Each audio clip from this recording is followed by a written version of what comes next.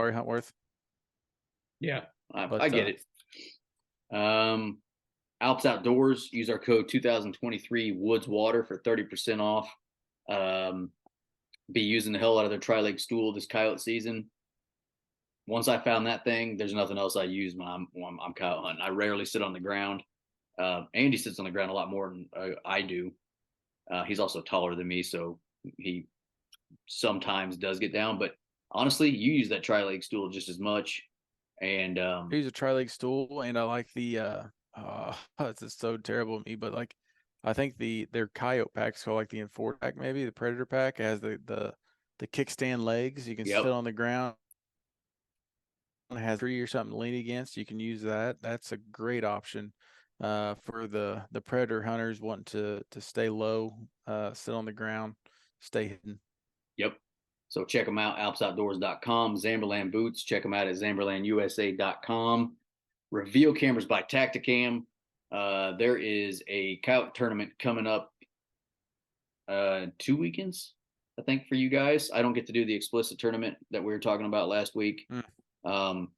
And there's a farm that me and Micah hunt that those coyotes must have just, I don't know, heard that there's a tournament and they just want to sit there in front of our cameras every day. So Taunting you. they're asking for is what they are. And those are all in those reveals, man. And they're cool to check out. A few of those pictures have been during the day, and they're showing how pretty they are sometimes too. So Yep. check out those reveal cameras, man. They're HD photos and the videos. I love them. I mean, you get those, watch them, coyotes or deer, whatever, walking across there. Yep. And high def is pretty awesome. Yep, it sure is. And then lastly, but not leastly, Habitat Works, Dustin Williams, give our buddy a call at 816-752-7390. And right now he's giving free consultations for anybody that gives him a call or shoots him an email at habitatworksllc@gmail.com. And he specializes in all of it: timber stand improvement, forestry mulching, fire, mapping and planning. And like I said, you They'll call him burn your now. shit. What? He'll burn your shit. And you call him now. Actually, he did a video today of burning shit. If you call him, like I said, he'll give you a free consultation, which is huge. I mean, huge. Mm-hmm. Big So value. give Dustin a call. That is our sponsors for today's show. Let's get into it with our buddy Corey Groff about his 3 favorite rifle calibers. Hey, before we get too crazy, I Yep. think we definitely get into it, but I think we did Corey a disservice. We did not tell people where to find him. My phone just died, but his Instagram is Yeah. _ Corey Groff. Check him out there. Check him out on Facebook, Corey Groff. Yep. And that's Great Groff. content, good information. Yep. Yep. Yep. So yeah, check them out. Good point, Andy. We did not do that. So yeah, now let's get into our show with Corey. And we got through our internet problems, and we made the night happen. Bang bang. There was one point in time we thought about just quitting. And Corey would have been nice enough to reschedule, but we made it happen. So appreciate everybody sticking with us. Enjoy the show. This is the Missouri Woods and Water Podcast. All right, take 2. And this time we're without Micah. Poor guy had to jump off of our podcast because his internet just doesn't treat him right sometimes. And tonight was one of those nights. So with me now is Corey Groff, friend of the show and expert killer of predators. Corey, what's up, buddy? Doing very well. How are you? I'm doing good. Good. I did my best not to give you the nickname I already gave you earlier when we were not recording. Yeah, we probably better keep that ourselves. Yep. It's true, but yeah, it's just got to keep it PG. But so we're recording this show with you on the 21st of December, and it's like 60. It was 60 degrees today down there where you're at. Yeah, it was like 62, I believe, today, and I mean it's crazy weather. So I'm hoping, it being the first day of winter, maybe we'll get some winter here before too long. But hey, the predators are coming, so that's good. I was just getting ready to say, you killed today a gorgeous freaking fox. Maybe you don't think so, Yeah. but to me, the picture I saw on the old Facebooks, that thing is gorgeous.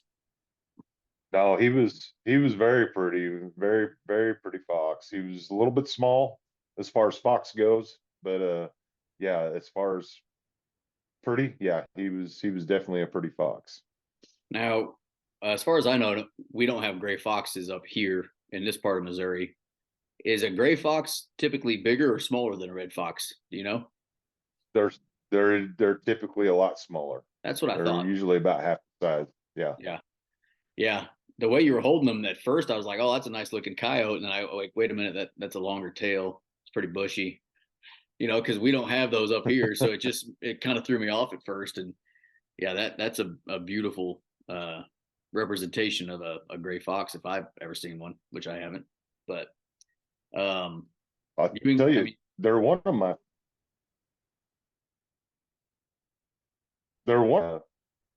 I don't know if you've ever seen any of people calling in fox before, but they'll posture up and they'll throw their tail over their back, and so I mean they're pretty neat watching coming to the call. So that's cool. Yeah. I've only called in 2 foxes that I know of on stands actually so far. Which we do have them. I take that back, 3.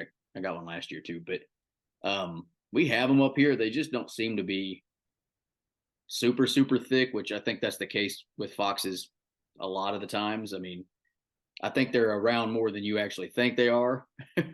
But not like a coyote or something like that. But right, the numbers of foxes are really way down, and they are in this area too. I don't try to kill any fox. The landowner I was hunting on this evening, he's turkey's back, so he said take care of everything. So that's what I've been doing. But yeah, red fox, gray fox, we're very down here, but we do have pretty diverse, you know, uh, species of predators around here: bobcats, coyotes, red fox, gray fox. So yeah.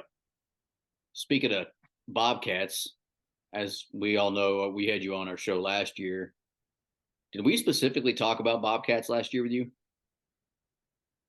I think that's what the show was mostly about, I I thought so. believe. I I can't thought so. remember. Yeah. I've slept since then, so I have a hard time remembering. But last year you killed was the best year you've ever had with bobcats, correct? As far as number you've killed. It was the best. Yeah, it was the best year. I killed 13. I had I think 15 calls and killed 13. So it So was it what? was a How good many? How year. many you at this year so far? Well, I'm not doing as well. Oh, you killed them all. uh no, I kill them all, but I've had a little problem with me missing. So I don't know, but I don't miss a whole lot, but I ended up missing the first 2 called bobcats that I called, and then finally got one on the ground there a couple of weeks ago. So uh, I don't know. Just I guess it finally got to me. Yeah. Hey, I won't say shit about shooting. I can tell you that much because as soon as you talk it, you start missing. That's for sure. You know what I'm saying? I mean, Well, and that's uh, oh, I know, and it happens to all of us, and sometimes it gets it messes a bit when you miss something, and the next time you go out, and just so happened to be one. The next called in predator that I called in was another bobcat, and it was really weighing on my mind, and just yep, happened again. So that can it happen. is. That can happen. Okay, Yep. so the topic of today's show, we actually thought of this after our last show, which was our coyote season quote unquote kickoff um, show last week. We were talking about like different bullet weights and speeds and what each of us kind of liked and didn't like. We didn't get into a lot of detail about it, but we talked about it. And we thought, it'd be cool to talk to someone like you who, has a background with rifles. You do a lot with a custom rifle shop down there in the southern part of the state. And you've been around a bunch of different rifles that a lot of people haven't even seen before too. I can almost guarantee you one of the answers you're going to have in your top three will be a rifle round that a lot of people might not even know about, to be honest with you, let alone shoot, right? So we're going to do Corey's top three rifle calibers. We'll talk about, what he likes about that caliber, that sort of stuff. And then inside of those calibers, we're going to talk about his favorite rounds. His favorite, whether it's a brand that he likes to use, if he's not reloading, if he is reloading, what type of reloads he likes to do. And then, the grains and why he likes that one compared to maybe a different one inside that round. And talk of the devil, Andy is here. So we're going to let Andy on, and he's going to hop on in the middle of this recording. So it's fun. So we'll work backwards. We'll start at your number 3, and then we'll go to your number 1. But first, we're going to say hi to Andy. Hey, buddy. Can you hear us? Hey, Andy. He can't hear us yet. The finger. Can't hear us yet. I'm just glad he's got a shirt on. That's just what I'm happy about. But okay, so we'll move in, and once Andy gets connected to the audio, then we'll let him jump in. But all right, so were there any rounds? So I only gave you 3 rounds, right? Yep. Is there any round that you left off your list that you wish I gave you 1 or 2 more options? Caliber, excuse me. Well, there's because there's so many good calibers out now today. But yeah, I would have probably put maybe a top 5 in there just because of the 2 that's on my mind. So yeah, I don't know. I beat this around for the last week since we've talked about it. Yep. 3, I know the 3 I'm gonna pick. Yeah. But those other 2 were just kind of hanging around there a little bit. So yeah, I thought about giving you 5, but since we're talking about rounds inside of that caliber too, I kind of was like, well, I don't want to make him talk to us for 3 hours, even though I know he would. But I could see that getting pretty long-winded. Hey, just in case you're worried, Andy, you're on mute. That might be part of your problem. I don't know, but we're going to continue on until you got it. Okay, so Corey, your number 3 caliber, what is it? It's going to have to be the 243. Oh, you just made Andy happy. 243 would yeah, that would, it's a tried and true cartridge. It's been around, for a very, very long time. I think it was introduced in the 50s, something like that. It's very versatile. You can shoot deer with it. You can shoot coyotes with it. Very speedy round, very accurate round. Ammo availability. There's all different types of manufacturers, different types of projectiles. I mean, so it's a very diverse round. So, I mean, it has to be in my top 3 for sure. Yeah. You, Andy gave a fist pump when you said that, because that's probably one of his, well, actually might be his favorite round. I know he shoots that a lot. So, and I was kind of thinking that might be in yours, which makes me think that some other ones that I like aren't going to be in it because they're very closely related to a 243. So if the 243 made it, I doubt they did. So, the tried and true one can be much more, just like dependable, I guess you'd say, than some of the newer ones that we've got. Right. Like I'm a fan of the 6 Arc, which is a newer cartridge, or newer round in the last 2 years, 3 years. Correct. Yep. And a 6 Arc or a 6mm round is very similar to that 243 that you're shooting. And they have a lot of similarities, right? Like the size of bullet that I'm shooting or the size of the round that I'm shooting is something you can get in a 243. So what rounds inside of the 243 do you like specifically for coyotes?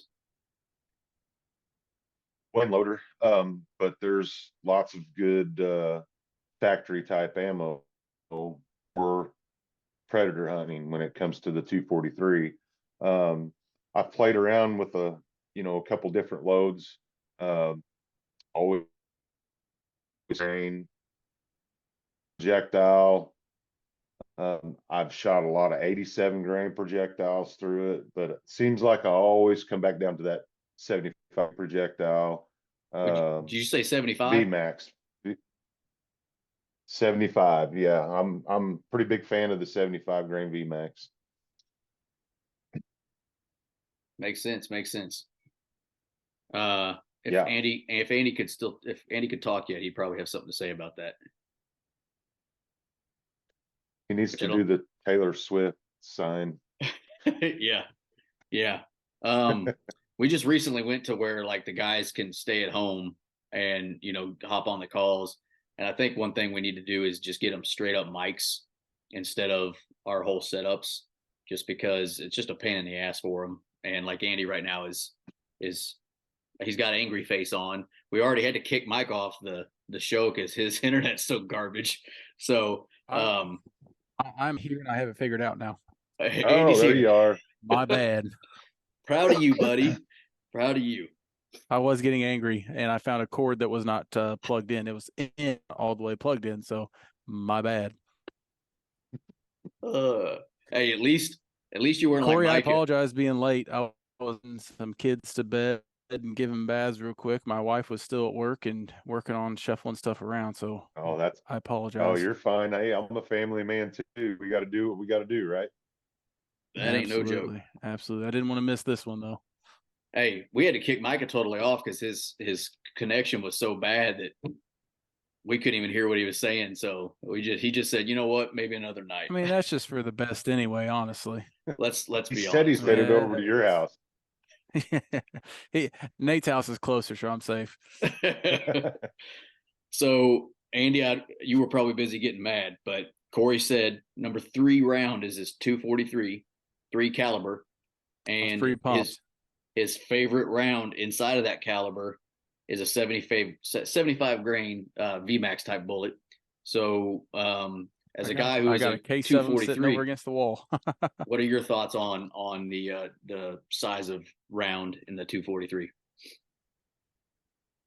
You're talking about, so your pick was the 75 grain VMAX? Yeah, like were you in that same boat? Yes. What are you? Yeah. That's exactly what I'm running right now. I've tried several, the 58 grain. I just didn't get the consistency I really liked from that lighter one, but when I did hit a coyote, it did great damage. That 75 grain for me is just that sweet spot. It seems like of good groupings, still great speed out of that the SS or super performance. I have no complaints on it, honestly. Shoots great out of, I have a 1-in-9 twist barrel and a 1-in-10 twist barrel, and both of them seem to group those real well. My close second is the 70 grain Sierra Prairie Enemy.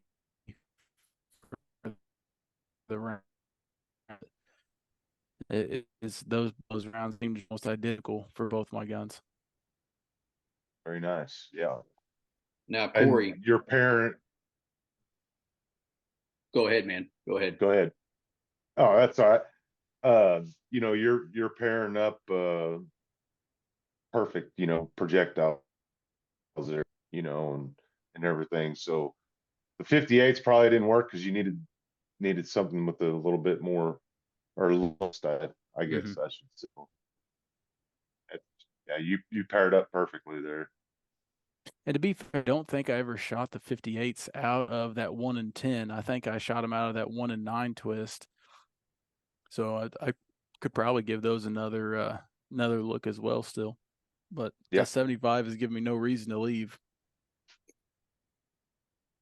Now, part of the reason the 243 makes a lot of people's list is obviously its availability. It's been out for a long time, and you can use it as a dual purpose gun if you're a coyote hunter Yes. and a whitetail hunter. So if you were going to use that gun for your whitetail and your coyote gun, there's some folks out there that, they can only afford the one gun. That's what they're going to be using for everything. What kind of modifications would you make? Would you buy a specific coyote round, have it running during the season, like that 75 grainer? And then would you change to something heavier for whitetail, or would you modify what you're going to shoot based on, the application? I'd probably run a deer type round. I'd probably would look for something in that 80 grain family, maybe a 90 grain family, in that 243. Shoot deer with VMAX. I'm not a huge fan of it, but I mean, everybody has their own, but that's what I would do as a dual purpose, 243 varmint season. I'd shoot 75s or whatever you're comfortable with. And then whitetail season, I may look at doing something a little bit heavier, something a little less explosive. Right. Me personally, that's what I would do. Yeah. Yeah. Andy and I were talking about that with this deer season. I've got a 6 Creedmoor that I was just hunting with this year, and it was a VMAX. I guess it's not is it a VMAX round, the ELD match? Andy? Is it technically still a VMAX? Oh, it's a ELDM, right? ELD, yeah, the ELD matches. But yeah. Anyway, because they still have that ballistic tip, so I don't know what they're considered, honestly. But yeah, we were talking about, oh, you hit the deer's shoulder, I'm a little worried about that type of deal. So yeah, that makes a lot of sense. So all right, Corey Groff's number 3 rifle caliber is the 243, which knocks out my 6 Creedmoor, I'm pretty sure. But what about which is a very good round? Yeah, I'm pretty sure it knocks out my 6 Creedmoor, and I'm pretty sure it knocks out my 6 Arc. I'm just guessing, but I'm pretty sure those are not in your top 3 now as a result. Corey's laughing, so I'm right. Okay, so Corey, your number 2 rifle caliber. Hey, before you go to number 2, sorry, I just thought of a question. What is your? What I said what my twist was. Tease. Sorry, my bad. What is your ideal twist? Like the slower twist rate, the 1 in 10, or what is your ideal twist rate in that caliber? In the 243? Mm-hmm. Yeah, if I was going to shoot 75s, yeah, anything from 1 in 9, 1 in 10 would be apple. I mean, that's perfect. That's a good point. I like it. I was just looking for some affirmation. Yeah, I feel like actually before we do go to your number 2, I feel like I already know what you're going to say. But remember, not everybody's got Hunt's long range supply right there in their backyard. Okay, which I know they'll ship. I'm pretty sure they'll ship. But do you have a favorite? And this is not something I told him to prepare with, so remember that, folks. But do you have any favorite 243 rifles that are either obviously if you have one that's custom, but what about like some I guess mass produced ones? Is there anything specifically that you've liked over the years that you've shot that people should check out? Currently I have a Ruger Hawkeye that shoots phenomenal. I've shot whitetail deer with it. I've shot bobcats with it, coyotes. It's I also have a couple of Remington 700s that I kind of retired. I don't really shoot them anymore. Very good guns. They're just a little we're packing in predator hunting. But yeah, I mean those two manufacturers are, they're pillars in the community of outdoor sports, and they've done a great job for years building those rifles, and I couldn't be happier with either one of them. But you know, Ruger, and those are some really good rifles. There's all kinds of them out there, but me personally, those are the guns that I like, and they're old school, and I think they're pretty cool. Yep. Yeah. There's a Savage. What is the name of that gun? It's the one our buddy has, Andy. It's got the green stock. Man, it is Savage. Well, I could sit here all, huh? The Savage 110. I think it might 110 Predator, maybe. I think maybe is the name of it. Mm-hmm. They make one. It's a newer one that's green, yeah. Yeah, it's on a, I guess you'd almost call it a chassis that I've thought about checking out, but I bought other rifles in front of it. So, but yeah, that was a good question, Andy, which led to us asking about the actual rifles. So, and then obviously, you know, there's all kinds of custom routes you could go. Okay, now Corey Groff's number 2 rifle caliber. Going to be my 22 Parvo. It's number 2. I didn't think that was number 2. Number 2, and the reason is because, I mean, we're still kind of working on this round. It's I mean, we've built probably somewhere around 30 or 40 22 Parvos now. Ryan makes ammo weekly for that round for his customers. He makes custom dies for it. And it's a great round, but it's only a year old to me. It's probably getting close to 2 years now. So I've probably got about 5 rounds through that actual gun, and it's performed great. It's performed great, but you know, I've got my number 1's been around now, and I've used it a long time, and so I had to really throw that around the last week or so, you know, which one am I going to choose here, because they're both very good rounds. We're testing some loyalty right there. Yeah, we are. Ryan might get a little mad at me there, but that's all right. You know, it's all in good fun. Yep. Yeah, absolutely. What makes, and so Andy, you might know more about the 22 Parvo than I, but I'm gonna be honest with you, I don't know shit about that round. So what about the 22 Parvo is different than like obviously a normal 22, a 22 Creedmoor, 22 not, what's the other one? 22 Nosler. Which one's our buddy shooting, Andy? Nosler Arc. The 22 Arc, and then that's a brand new round. What makes the brand Parvo? New round? I don't think anybody has one of those though. No. What makes the Parvo different than some of those other ones that are currently out in the market that are 22 calibered? So if I had to compare the Parvo to anything that's been out there for any length of time, it would probably be about identical or close to 22-250 Ackley improved. Okay. Is what it would really compare down to. So, and I would also compare a 22 Creedmoor to that too. Mm-hmm. The Creedmoor has a little bit more case capacity than the Parvo. So what the Parvo was built off of, it was built off a 6.5 by 47 L case.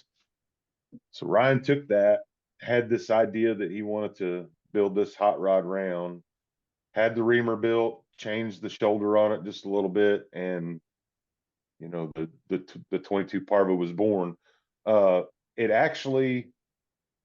was actually something similar done before that was similar to what we call now the 22 Parvo. They called it a 22 Hellcat. But the difference between the Hellcat and the Parvo is it's just a little bit of difference in shoulder angle. And then we decided, once we got to doing development and stuff, we decided that we wanted to use a small rifle primer in it. So we kept pressure down a little bit with the small rifle primer, because that seemed to be a really bad problem with the 22 Creedmoor at one time, and it just really depended on what brass you were using. But it was just those little telltale things that we knew about the 22 Creedmoor that we wanted to kind of change a little bit with the 22 Parvo. But it's a great little round. It's a hot rod. I mean, So can you give us some specs on it? Like how many feet per second are you guys looking at right now with what your ballpark? So I'm running yeah, I can do that for you guys. So I'm running a 69 grain projectile. It's a TMK, Sierra TMK. Yes, sir. So the whole gun's completely custom. I'm running a Bighorn Origin Action from Zermit. It's got a gray bow, Trekker stock. It's got I'm trying to think what triggers in it. It's a Trigger Tech Diamond, I believe, is what's in it. But anyway, 16-inch carbon barrel. I'm running a 1-7 twist on that 16-inch carbon barrel. And when we first started developing this round, we kept pushing it and pushing it and pushing it because this was a prototype. So we thought, let's just see what we can do with it, and so we got all the way up to 3,600 feet a second, just a little over 3,600 feet a second with that 69 grain projectile, and we had no pressure signs. And so we decided at that point, we're just going to wait for hot weather to come around. We'll build some more ammo, see if temps don't change and create more pressure inside that case. And that summer, I think if you guys might remember, I don't do a whole lot of summer hunting, but last summer I beat up the coyotes pretty bad with that little round, and I think I killed somewhere around 20 or 30 coyotes through the summer, and we had no pressure signs. Everything was great. Velocities stayed in that 3,600 feet a second range once we got break-in done with it, and it's still getting it. So we actually had it on the new Garmin the other day. You got a bunch of new Garmin radars in, or I don't know actually what Garmin actually calls them, but I've seen that on your Facebook. Yeah. Yep. Yeah, pretty neat little units. We actually put it on that the other day, and it's still running up there right about 3,600 feet a second. So pretty neat little round. I'll be honest with you. When you said 69 grains, I was like, he's talking about 22? That surprised me for sure. And it's running that fast still. I was expecting you to be a lot slower at damn near 70 grains at that point. I don't know what Andy thinks there, but and like I said, I know nothing about that Parvo. I know that Corey shoots it. That's about all I know. And things die when he shoots it. And things die a lot when he shoots it. So and obviously, rifle wise, it's a custom rifle. I was curious on that rifle though. How much does that weigh? Have you weighed it? Do you know how much it weighs? Yeah, with my suppressor on it, I think we're just a little shy of 8 pounds.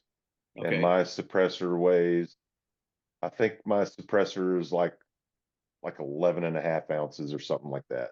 It's about a 7 pound rifle, give or take. Yeah. Nice. Yeah, I don't know. I've been one of those guys that, like our buddy, I think there's a buddy we've got that writes the 22 Creedmoor, and I could be saying this wrong, Andy. So another buddy has a 22 something else, and Andy used to shoot a 204 a lot. And I've always been one of those guys. I'm just like, I'm not going to get in the smaller caliber, which is funny because one of my favorite calibers starts with a 2, but we'll pause on that one. So yeah, it's just, but I always expected the smaller calibers to have lighter weight too. it was just going to be, if you're going to shoot a 22 parvo, it's going to be a 40 grain bullet. It just is what it is, and that's what you're going to be shooting, or whatever, 32 grains. So that surprised the shit out of me that it's 69, and now people could be yelling at their speaker right now, being like, "You idiot! There's all kinds of heavy bullets for 22 Creedmoor or 22 this or that." But I did not realize that was the case. So that is the most surprising part to me. Yeah, it's the modern style cartridges like the 22 Creedmoor and now this 22 Parvo. Everybody wants to seem to run a heavier grain projectile. Even the 224 Valkyrie. I mean, that thing was developed around a 90 grain bullet, and so even like Hornady just come out with the new 22. That's been pretty popular. In my new feeds here the last couple weeks since Hornady's kind of introduced that, and the 60. I don't know. What'd you say, Andy? Sorry, I think Ruger's releasing their ranch rifle. I think Ruger's releasing their ranch rifle in a 22 arc, if I'm not mistaken. Oh, really? Just coming out. Well, and I kind of guessed that Ruger and Hornady seem like they're about on the same page with everything, so I kind of figured that. But that new projectile they got, it's what's it called, the V match or something like that, 62 or 64 grain projectile. It just seems like what guys are wanting nowadays. With modern cartridges, they're wanting something a little bit heavier. But what we weren't getting with that little bit heavier out of the ELDMs and the ELDM or the ELDXs, wasn't really getting a whole lot of consistency with kills. A lot of guys were having problems with the ELDM. They may shoot 10 coyotes and not have a problem with any kind of bullet splash, and then the next one might be overspun and you might have a splash, which actually happened about a week ago on a coyote with my 22 Creedmoor predators with that gun. And I think really what it was is the coyote was running towards the call at probably less than 60 yards, and I had to make a shot. And I don't know if it was just because it was so close. I probably ended up shooting that coyote at probably 35 yards square in the chest, and it was not pretty. I'll just have to put it that way. I got it all on video. I got it all on video, but it's not a video anybody would want to see. It's pretty horrible, actually. Yeah. But he's dead, so there's that. Yeah, I had to shoot another time or two. Oh, yeah. Yeah, that's definitely, you don't love seeing that. That's where you're like, ah, damn, what happened? I mean, I've had that happen. I think we've all had that happen. For sure. But my 6 arc, I shot a coyote, dropped it. Well, thought I did at like 80 yards, somewhere in there.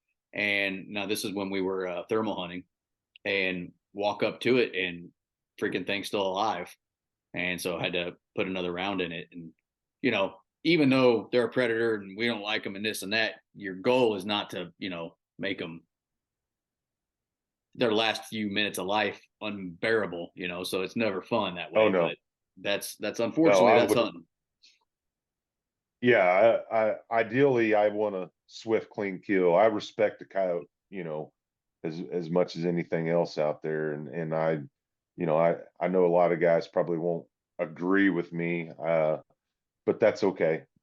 That's what makes us all do. I'm not one to watch anything suffer, so I want a good, nice, clean kill.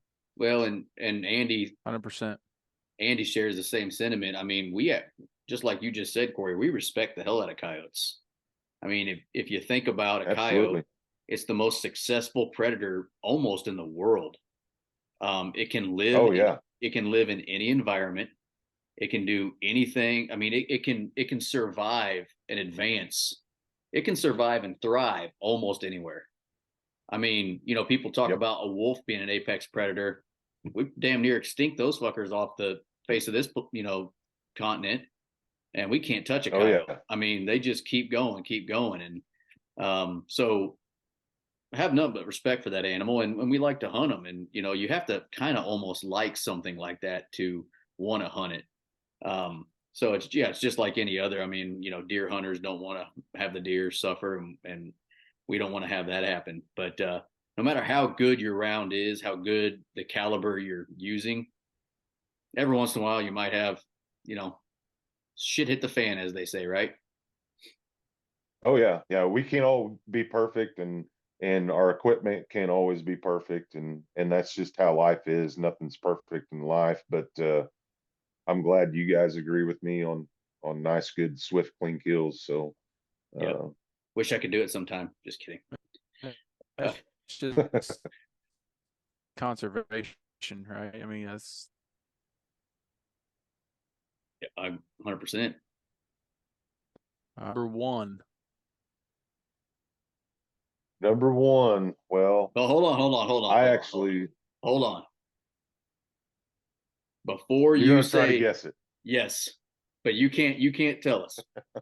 So before you say your number one, Andy and I have to guess what your number Too one hard is. at this point, Huh? unless I'm just off. So I don't think it's too hard unless I'm just completely Okay, so I'm gonna let you guess first then. off. But so Andy, what do you think? And Corey, don't make any faces. All right. I'm not. What I'm not is gonna your say nothing. what is Corey's number one caliber?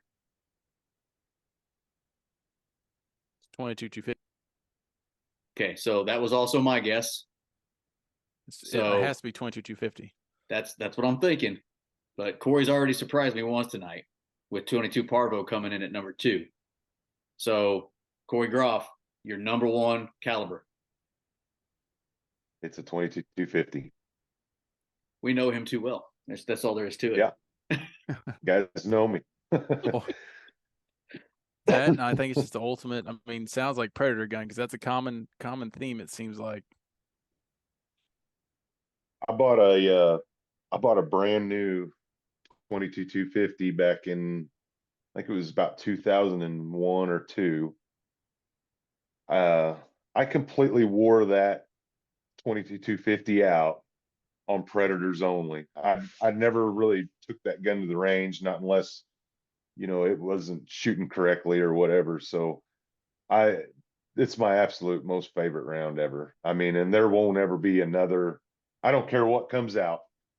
22 arc, 22 PO, 2223, 22 two Valkyrie. That there's just nothing better than 2250. It's just it'll never be knocked off the top as far as I'm concerned. Yeah, it's It definitely is. a badass round. I mean, it's I think people can knock holes in a lot of rounds. Like someone can find reasons to talk, let's say, talk shit on certain rounds, like the 6 Creedmoor is just you know just this type of gun, and the 6 Arc is a fad gun, and the 243 is just another 6mm, and this is 223 isn't enough, and whatever.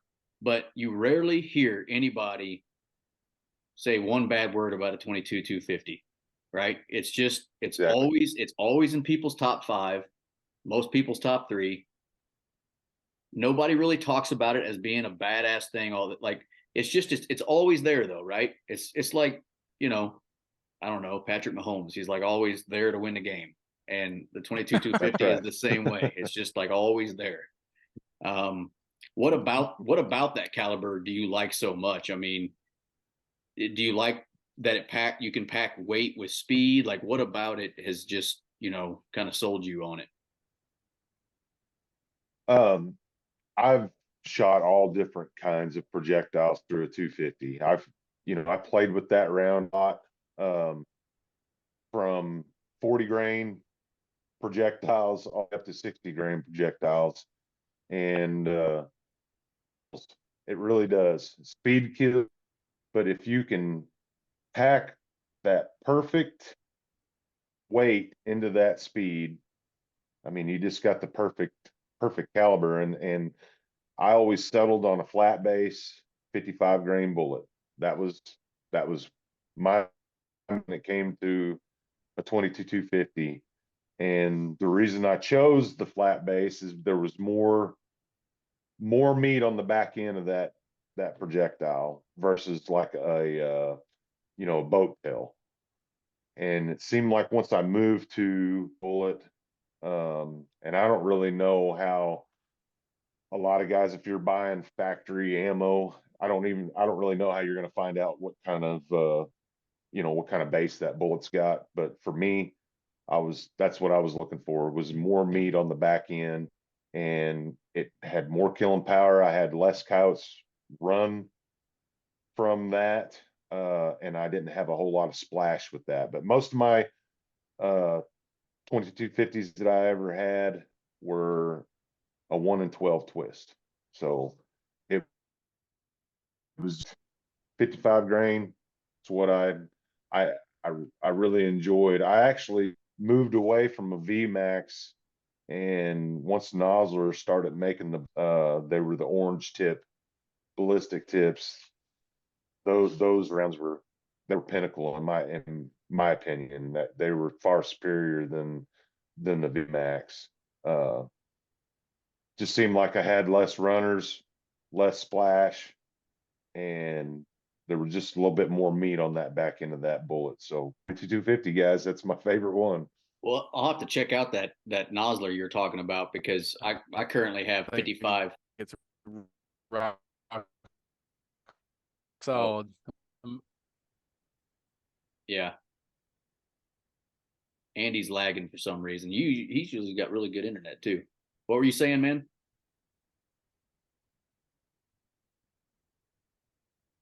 Man, he's just now hearing me. What were you saying? Oh, the rock solid pick. I think that's a rock solid pick. Sorry. Yeah, I don't know what's going on. I'm lagging worse tonight too. Yeah, it's just one of those nights, man. But yeah, it's like that Nosler I was just saying, because I run a 55 grain VMAX in my 22-250, and while I don't dislike it, it hasn't really done a lot of eating yet, if you know what I mean. It's a new rifle for me, so it hasn't done a lot of eating. So as I run out of those, I might look at those Noslers. Once those kind of they were easy to find. I found, hey, I'll give everybody my experience with my 22-250 so that they don't make the same damn mistake I did, because the box say nothing, but my 22-250 is an AR-10 Specialized Dynamics 22-250. Okay, so it's a gas gun, as we all know what an AR is. And when I initially bought that gun, I wanted to run 50 grainers through it. And Hornady makes a round called the Super Performance and a VMAX. And those are not made for a gas gun, just so everybody knows. I had to learn the hard way. Oh, I did not know that. Yeah, I keep having feeding issues and could not figure out what was going on. I'd turn the gas down.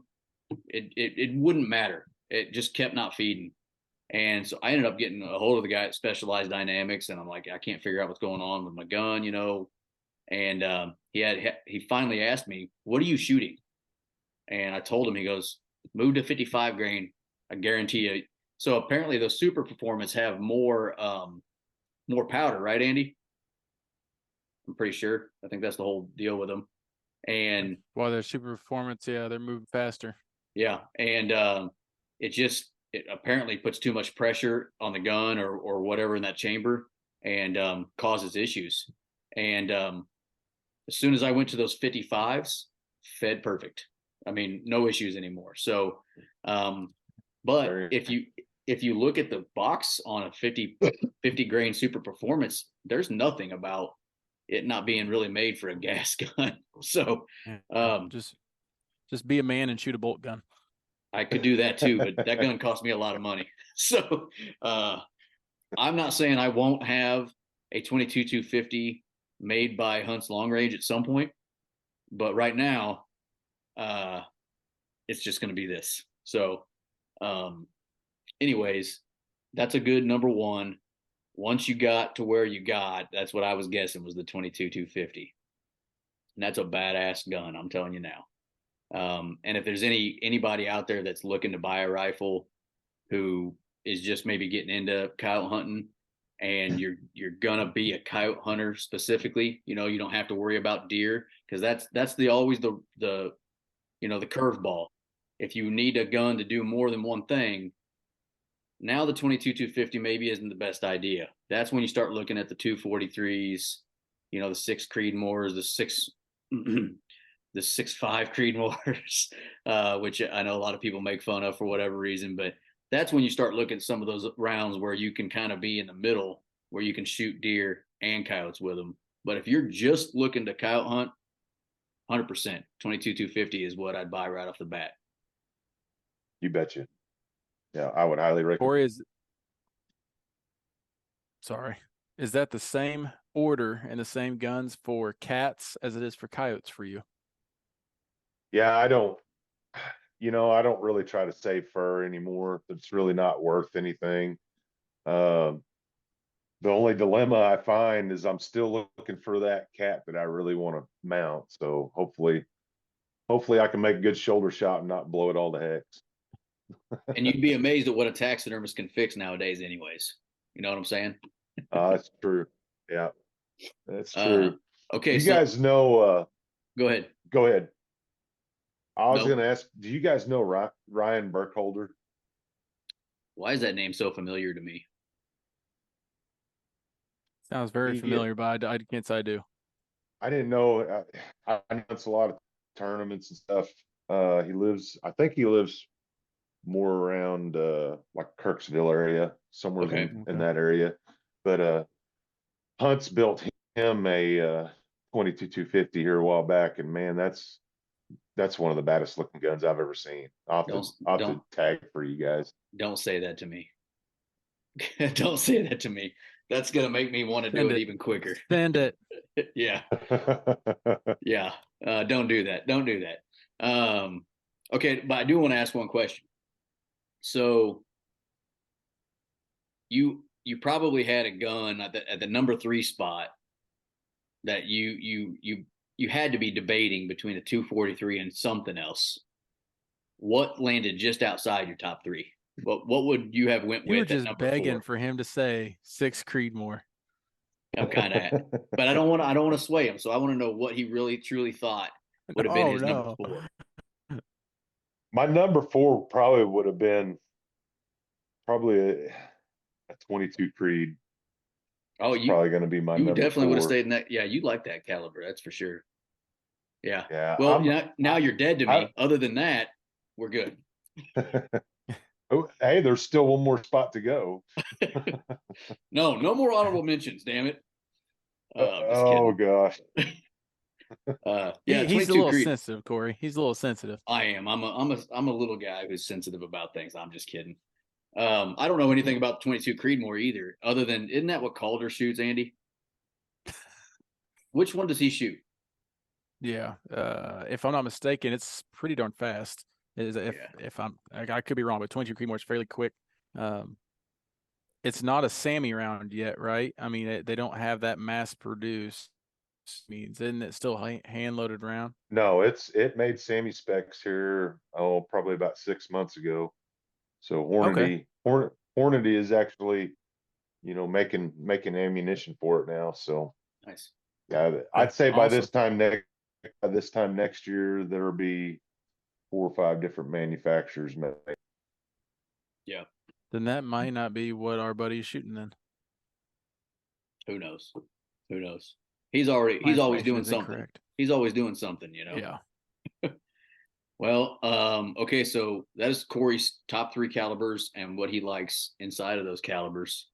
No real surprises outside of, I guarantee you, a lot of the people, if they don't know Corey that are listening to this, when he said that his number 2, they're like, what? What's that? And they really ought to check that out. I mean, it's obviously a round where you can't buy a mass produced projectile, but you should check out what Corey puts on the ground with it. He put 13 cats on the ground last year, countless coyotes, coyotes all over the place. And then I was just talking, Andy, you weren't on the call yet, but this gorgeous gray fox that he killed today, and just keeps hammering them, and it's all with that parvo. So that's pretty cool. Absolutely. And a lot of states, I've been doing some research here recently, but a lot of states won't let you have a 23 or bigger caliber. Colorado. So like the 22 Parvo, the 22 250, those fall underneath those. So you can talk, I mean, well, South Dakota, right? Colorado, there's a handful of them that you have to use a 23 or smaller. So I think it's important to know where you're going to be hunting. Also, other than just the animal, what the regulations are. So 22 250, 22 Parvo. I mean, if you're trying to hit all those boxes, they check them. Yep. We went to Colorado a few years ago for our elk hunt, and we took our rifles with us to maybe do some coyote hunting while we were there, and we all had to take 23 or smaller rifles, and that knocked. Andy, you didn't even end up taking a rifle, right? Or which one of us didn't? I had my 223. Okay, so then Micah didn't bring a rifle because you and I both had 223s, and I don't know that he had anything small enough at the time. And there are some states like that you can't small game hunt with something any bigger, which makes no freaking sense to me. But hey, I don't make the rules. Or limiting guys to a shotgun or a rimfire at night. It just doesn't make any sense. Yeah, like it goes back to respecting the animal. Us, as conservationists, as sportsmen, we want a nice, swift, clean kill. You're not doing yourself any favors. Handcuffing everybody to a rimfire. And right. I don't really have anything against rimfire. If that's all you got to go out and predator hunt, by all means grab it and go out there. I'd love to see more people take the initiative and get out and hunt, and find out what this sport's all about, because it is a growing sport. But eventually, I know once you get the itch, like we all have, you're going to be buying 6 arcs and stuff like that, until you really want to get up there and buy 2250 or, oh, sorry, I didn't get you on.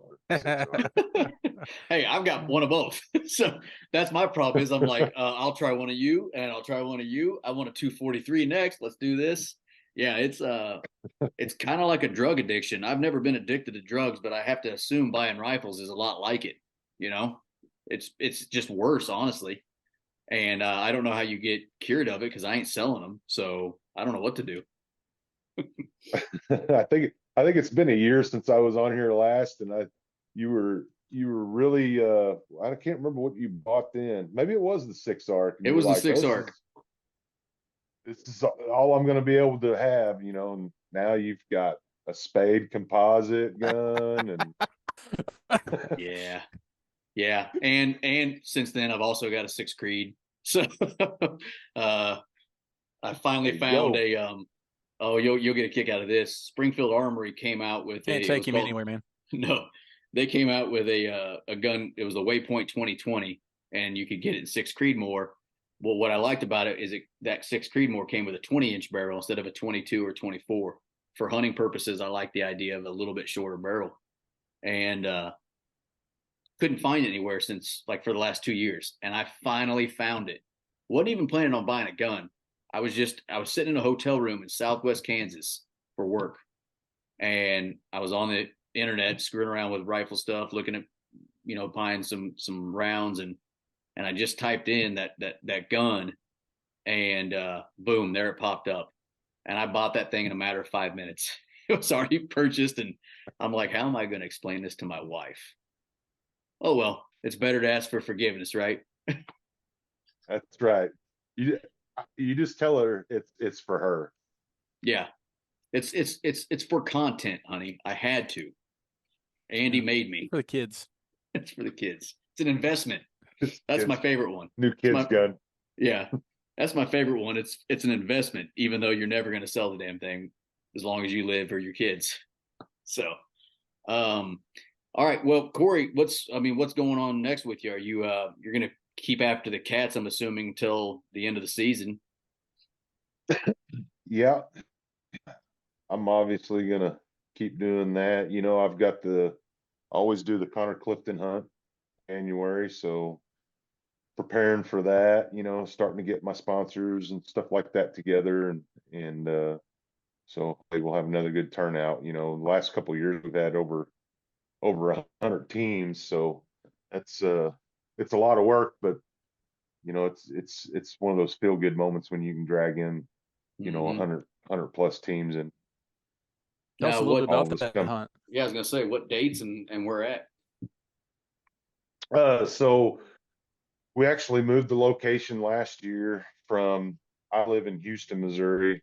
We actually moved the location last year to the town of Licking, Missouri, Yeah. just because we were running out of room and we needed a bigger facility. So Licking had a place for us to move up there. But anyway, the tournament it's actually a day and a half tournament. So you hunt uh, January 20th and January 21st. We usually have our check-in somewhere usually around 3 or 4 o'clock that afternoon. Uh, but it's a memorial hunt. So what we do, this is our 6th annual. We started this obviously 6 years ago, in memory of a young man that was killed in a bad car accident here close to home, and very popular kid.